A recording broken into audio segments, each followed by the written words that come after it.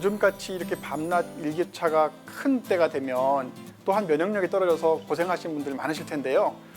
이런 때는 먹는 거를 무엇보다 잘 먹어야 합니다. 오늘 제가 이렇게 푸른색과 흰색으로 장식을 하고 나왔는데요. 오늘 채소 이야기를 한번 나눠보도록 하겠습니다. 잘 먹으면 큰 보약이 될 수 있거든요. 자, 화요일의 건강 멘토, 홍성이 낳은 난초 같은 여인 홍성란 소믈리에를 모시겠습니다. 안녕하세요. 반갑습니다. 네, 반갑습니다. 앉으십시오. 네.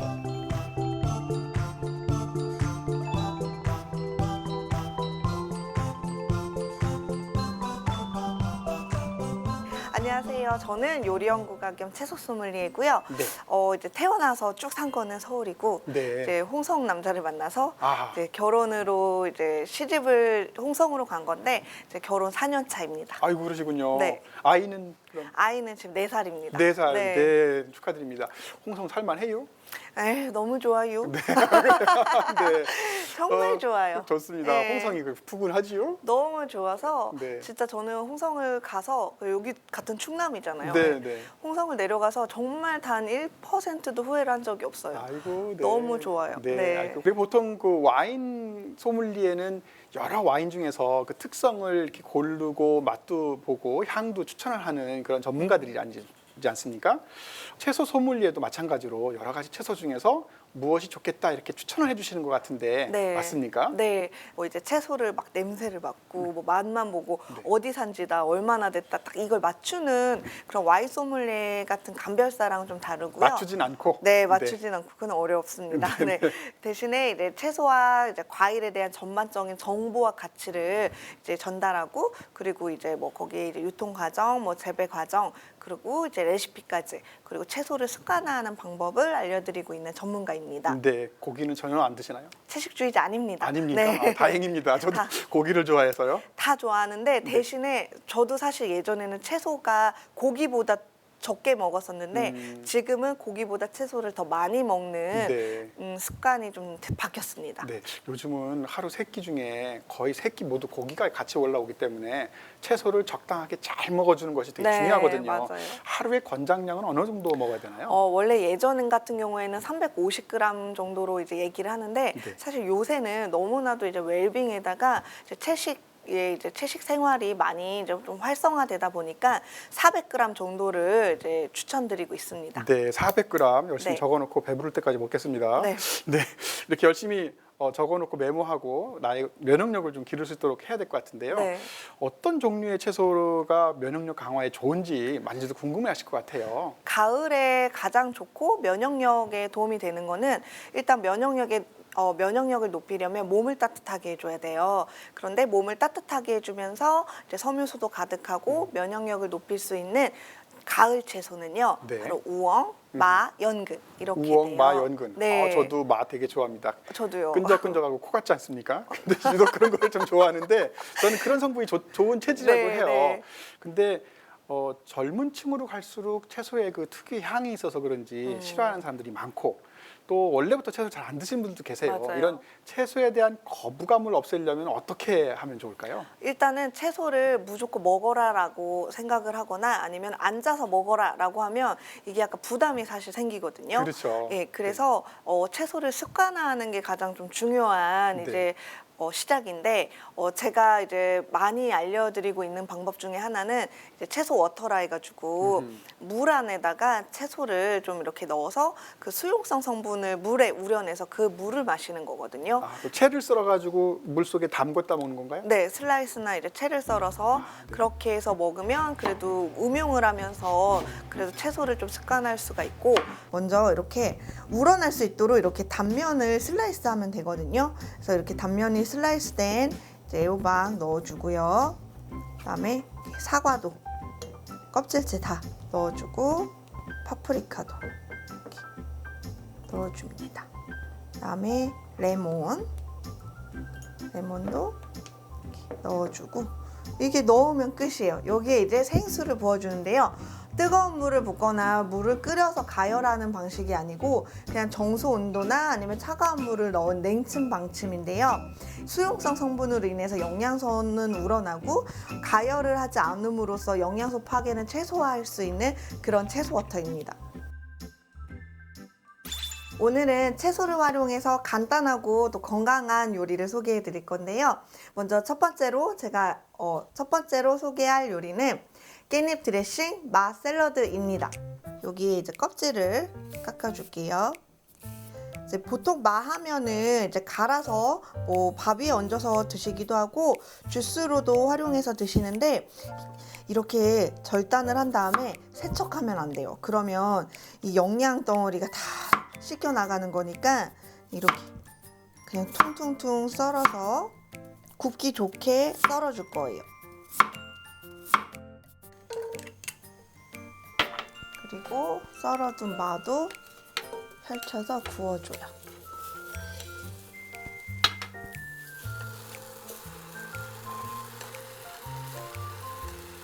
여기에 또 나는 곁들임으로 같이 굽고 싶은 채소가 있다 하면은 또 첨가해 주셔도 돼요. 버섯도 좋고요. 연근도 구워 먹으면 정말 맛있거든요. 연근도 좋고 또는 흔하게는 양파, 파프리카, 애호박 다 좋습니다. 이렇게 황토빛의 느낌이 나면 뒤집어요. 이 마는 구워서 드시잖아요. 감자구이 같은 맛인데요. 식감은 훨씬 더 부드럽고 또 촉촉한 느낌이 있거든요. 그래서 안 드셔보신 분들은 한번 구워서 드셔보시면은 마가 또 구우면 이런 맛이구나를 아실 수 있을 거예요. 깻잎 같은 경우에는 이제 크면은 한 3장 정도?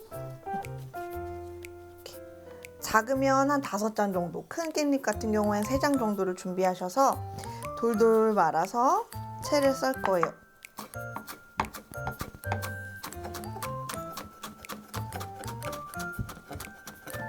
그리고 이렇게 그냥 막 이렇게 뭉친 다음에 다져요.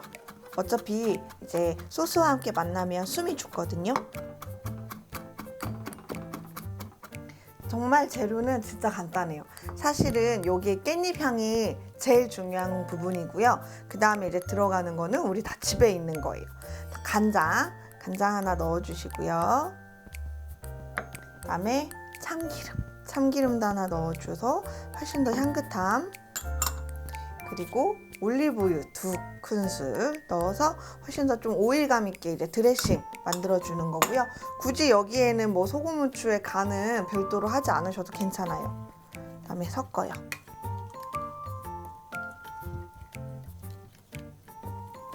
자, 이렇게 되면 이게 바로 깻잎 소스가 완성이 되거든요. 그래서 이거는 진짜 이렇게 드레싱용으로 어울리게 활용을 할 수도 있고 아니면은 우리가 비빔밥 양념장으로 활용하기에도 굉장히 잘 어울려요. 깻잎 드레싱과 마구이와 함께 이렇게 해서 하나의 샐러드로 드실 경우에는 굉장히 영양 상호 보완적인 부분에서는 정말 한 끼 식사 대용으로도 추천드릴 수 있는 그런 샐러드입니다. 두 번째로 제가 알려드릴 요리는요, 바로 시금치 프리타타입니다. 시금치 프리타타라고 해서 좀 생소하실 수 있는데요. 이 프리타타는 바로 서양식의 계란찜이라고 생각을 해주시면 됩니다. 갖은 재료들과 달걀을 함께 가미해서 만든 요리인데요. 오늘은 시금치를 활용한 시금치 프리타타를 알려드릴게요.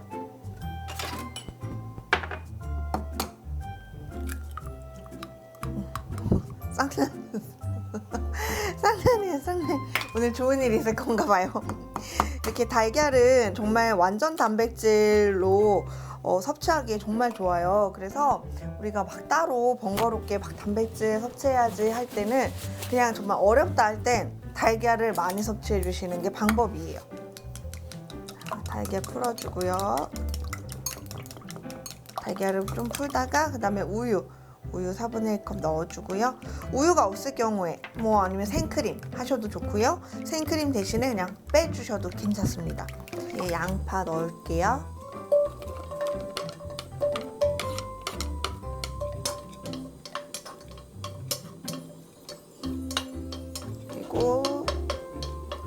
그리고 여기 가운데 쪽에는 이렇게 시금치 넣어서 여기에 밑간은 또 허브솔트나 소금, 후추만 살짝 이렇게 볶은 거는 저는 이제 오븐에 완성을 할 거기 때문에 오븐팬에다가 옮겨주세요. 이게 뭔가 또 많은 듯한데 이렇게 넣잖아요? 그러면 쏙 들어가요. 이렇게 해서 잘 익었어요. 이 접시에다가 이렇게 옮겨서 진짜 보면 속에 달걀이 주가 아니고 채소들이 주로 보일 정도로 굉장히 알찬데요. 달걀은 정말 그냥 채소들의 접착 역할 정도라고 생각하면 좋아요. 여기에 이런 토마토 소스 있으면 이렇게 부어요. 위에 뿌리기보다 이렇게 좀 옆에다 해주는 게 더 멋스럽죠. 오늘 보여주신 것 중에 보면은 마는 구워 먹는 거고, 그다음에 시금치는 볶아서 먹고, 그다음에 생으로도 이렇게 물에 해 먹고 그러는데, 이게 채소 중에서도 요리를 해 먹는 채소가 있고 생으로 먹어서 좋은 채소가 있을 것 같은데, 네. 그거에 대한 좀 말씀 좀 해주시겠어요? 일단 생식 같은 경우에는 사실 저는 생식을 원래는 더 추천을 하기는 해요. 네. 그런데 이게 사람마다 이제 그 받아들이는 이제 그게 다르기 때문에 이제 속이 좀 냉하시거나 또는 이제 소화가 잘 안 되시는 분들은 사실 생식에서 좀 거부감이 느끼실 수는 있거든요. 네. 그래서 찬 성질이었는데 이렇게 조리법을 달리하니까 따뜻한 성질로 되는 것들이 있어요. 네. 그래서 뭐 시금치 같은 경우에도 이렇게 볶아 먹고 가열하면 따뜻해지고, 그리고 이제 뭐 쌀 같은 경우에도 우리가 밥으로 지었을 땐 또 따뜻해지고, 그리고 무 같은 경우에도 차갑지만 무를 또 건조했을 때 무말랭이 이렇게 건조했을 때는 또 따뜻한 성질로 바뀌어요. 네. 그래서 생식으로 하되 좀 내 몸에 맞게끔 그렇게 바꿔서 하는 조리법도 좋고, 네. 사실 굽거나 생이나 상관없는데 한 가지만 하는 것보다는 두 가지 조리법을 같이, 그러니까 생도 먹고 가열해서도 먹고 이렇게 좀 왔다 갔다 중복해 주셔야 될 것 같아요. 네, 골고루 여러 가지 채소를 먹되 그 중에서도 이제 찌거나 볶거나 굽거나 여러 방식을 써가지고 먹는 게 네, 좋다는 맞아요. 말씀이시네요. 네. 근데 이게 생채소를 먹는 경우는 아무래도 겉에 묻어 있는 여러 가지 잔류 농약 굉장히 네. 사람들이 걱정을 하거든요. 네. 그래서 어떻게 하면 가장 좋겠습니까? 저는 정말 막 이런 거 많이 질문하시는데 특히 요리 초보분들도 많이 질문하시거든요. 근데 저는 이렇게 얘기해요. 뭐 채소 진짜 먹지도 않고 과일 채소 많이 먹지도 않는데 벌써부터 농약 걱정 때문에 네. 그걸 고민하시는데 네. 그 요만큼 뭐 이렇게 먹는다고 사실 안 씻고 먹는다고 해도 뭐 해가 되지는 않습니다. 뭐 정말 우리 몸에 문제가 될 거를 유통을 하지도 않을 뿐더러 대신에 이제 간편하게 이제 세척하는 방법은 소금으로 그냥 겉면 굵은 소금으로 겉면을 이렇게 좀 닦아주는 거? 스크럽 하듯이 해서 세척을 해주거나 아니면은 식소다 문풀에다가 하거나 아니면 레몬 또는 식초 그런 산 성분을 활용해서 좀 물에 좀 이렇게 뽀독뽀독하게 세척해서 먹으면은 웬만하면 뭐 다 건강하게 먹을 수 있어요. 네. 근데 그런 막 그 여러 가지 물질들을 사용하는 것보다 네. 그냥 흐르는 물에다가 막 저는 오랫동안 이렇게 두고 막 흔들거든요. 네. 얼마나 흔들어야 될까요?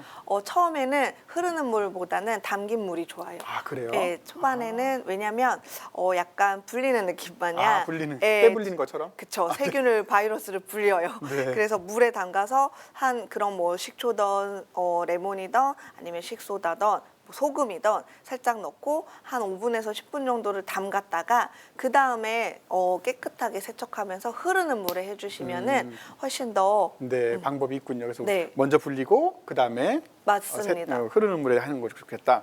냉장고 속을 보면 가끔 보면 이렇게 채소가 오래돼서 막 있거든요. 사실 네. 냉장고를 부탁해 이렇게 네. 하고 싶을 때가 많은데 어떻게 하면 좋겠습니까? 사실 저는 그런 경우에는 일단 그 재료들을 조합을 해봤을 때 어떤 메뉴가 탄생할 수 있느냐를 좀 생각을 해봐요. 예를 들면은 제일 많이 했었던 방법은 샤브샤브였어요. 샤브샤브. 네. 아, 또 뭐 갖은 재료가 있으면 거기에 뭐 고기나 해물만 있으면 샤브샤브 만들 수 있거든요. 네. 그러면 진짜 다 해치워서 먹기에도 좋고 네. 또는 주스. 주스. 갈아서 먹는 거죠. 네. 그래서 갈아서 이제 뭐든 갈아서 이제 드시는 건데 거기에 이제 플러스로 또 추천드리는 거는 튀김입니다. 네, 튀김. 네. 튀김은 사실은 군화도 튀기면 맛있다는 얘기가 있긴 맞아요. 있는데요. 네, 오늘 그러면 한번 냉장고 속에 들어있는 채소를 가지고 어떤 튀김이 가능한지 한번 보겠습니다. 네, 이거는 우엉 튀김 뭐 이런 거 네, 아닌가요? 아, 맞췄습니다. 맞습니다. 네. 저건 이제 우엉을 슬라이스해서 전분가루 묻혀서 튀긴 거예요. 네, 네. 이렇게 보통은 생각했습니다. 우엉은 김밥 만들 때 많이 쓰는데. 맞아요. 네. 저렇게 건강하게 먹는 방법도 억세지 않게 또 우엉을 부드럽게 먹기 좋아요. 부드럽게 해주니까 노인들한테도 상당히 좋을 것 같고요. 요거는 저 도라지인가요? 도라지 친구 더덕입니다. 아, 네, 조금 더 비싼 거. 네. 네. 그래서 더덕 같은 경우에도 사실은 우리가 구이나 아니면은 뭐 무침으로 해서 좀 또 빨갛게 이렇게 양념된 거를 많이 먹기 쉬운데 네. 저렇게 또 튀겼을 때는 또 더덕의 고소한 향도 느낄 수 있고 네. 더덕 잘 안 먹는 아이들도 저렇게 튀김으로 함께 하면은 또 잘 먹습니다. 맞아. 인삼도 저렇게 튀기니까 굉장히 맛이 구수하고 맛있더라고요. 네. 요거는 그러면은 네, 요거 알겠습니다. 저 고사리 아닙니까, 저거? 맞습니다. 네. 네. 저 고사리 튀김 진짜 맛있어요. 그래요? 한 번도 안 먹어봤어요. 저거는 제가 만들어도 봤고 주변에도 다 이제 수업이나 이렇게 맛을 보여주면 고사리 보통 이렇게 나물 뭐 이렇게 비빔밥 뭐 이런 것만 생각했는데 튀겨서 먹으면 진짜 뭐 눈 감고 먹으면 소고기 튀김 같은 그래요? 그런 느낌이에요. 그 약간 식물성이 거칠거나 질긴 것도 있는데 네. 튀기면 좀 더 연해지나요? 네, 그리고 고사리는 진짜 소고기 단백질 대체로도 단백질을 채울 수 있거든요. 그리고 섬유소도 굉장히 풍부한데 저렇게 튀김으로 먹으면 부드러우면서 쫄깃쫄깃해요. 네. 그래서 꼭 한번 만들어 먹어보겠습니다. 네. 요거는 뭘까요? 뭐 파 같기도 하고 팥뿌리입니다. 팥뿌리인가? 네. 네. 검은 머리 팥뿌리 될 때까지 하는 그 팥뿌리? 네. 네. 사랑하고 계시죠? 네, 그럼요. 팥뿌리 하고 있습니다. 네, 그게 팥뿌리인데 이제 팥뿌리 같은 경우에도 보통은 많이 버려요. 근데 이제 육수용으로만 많이 활용하기도 보통 하는데 그렇게 하죠. 네, 네. 육수로도 내는 것도 버려요, 그렇죠? 네. 근데 저 팥뿌리를 튀겨서 먹잖아요. 예. 대신에 깨끗이 이제 세척을 저기 하시고 모래가 많아서. 네. 네. 세척을 웬만하면 이제 깨끗이 다 돼요. 그래서 그거를 이제 튀겨요. 그냥 전분가루만 묻혀서 그냥 네, 튀기고 튀기는 것도 단시간에 튀겨지기 때문에 튀긴 다음에 바로 그냥 소금만 살짝 위에 뿌리면 되거든요. 근데 저게 제가 먹었을 때 무슨 맛이 난 줄 알아요? 파맛 안 나니까. 파맛보다 새우튀김 맛이 나더라고요. 정말요? 네. 그 네. 새우깡이라 해갖고 네네. 민물새우튀김 이런 향이 나서 좀 놀랐어요. 네. 팥뿌리라고 해서 정말 그냥 파일만 맛의 매력이 아니고 정말 그런 다양한 감칠맛을 느낄 수 있다는 걸 알아서 정말 더 팥뿌리도 소중하게 생각해야겠다. 네네. 검은 머리 네. 팥뿌리 네. 튀김 될 때까지. 그쵸. 네, 네, 좋습니다. 아마 오늘 방송 보시면 채소에 대한 관심도 많아지셔서 집안에다가 어디서 이렇게 화분 같은 데다가 채소를 네. 막 기르고 싶은 마음이 막 드실 것 같아요. 네. 어떻게 채소를 기를 수 있을까요? 저도 진짜 뭐 출산 전에는 베란다 텃밭도 많이 키우고 했는데 뭐 방울토마토, 뭐 네. 상추, 네. 그리고 쑥갓, 그리고 콩, 뭐 그리고 딸기, 고추 다양하게 활용을 했었어요. 그래서 지금 제가 말씀드린 것들도 다 가정에서 요새는 손쉽게 이제 다 재배 뭐 다 가능하기 때문에 또 직접 수확해서 먹는 그 기쁨도 있고 해서 너무 더 좋을 것 같아요. 네. 오늘 그 채소에 대한 여러 가지 이야기를 들어봤는데요. 뭐 끝으로 당부하고 싶은 말씀 있으시면 한마디. 채소는 진짜 어려운 게 아니고 우리 마트나 시장 가면은 다 있습니다. 그리고 채소도 그냥 뭉뚱그려서 하나의 채소가 아니고 각각의 이름들이 달리 있거든요. 그래서 그 채소 하나하나의 매력을 좀 더 알아주고 그리고 그거를 감사하게 또 먹고 다양한 조리법으로 좀 활용을 했으면 좋겠습니다. 이거 네. 사실 흔히 보면 세상의 모든 것이 다 풀이고 먹는 것도 우리가 풀이 참 많은데 그냥 풀떼기에 지나지 않는다고 생각하면 그냥 풀이지만 이것이 가지고 있는 고유한 성질이나 특성이나 그리고 그것이 잘 맞는 궁합 음식을 찾아서 먹는다면 또 다른 면역력 강화에 굉장히 큰 도움이 될 것 같습니다. 많은 분들이 지금도 날씨 변화와 건강에 대한 우려 때문에 어떻게 하면 더 건강한 삶을 살 건지 걱정하시는데요. 올바른 먹거리로 건강과 면역력을 회복하셨으면 좋겠습니다. 내일 이 시간 다시 소소공방 찾아뵙겠습니다. 고맙습니다. 감사합니다. 고맙습니다.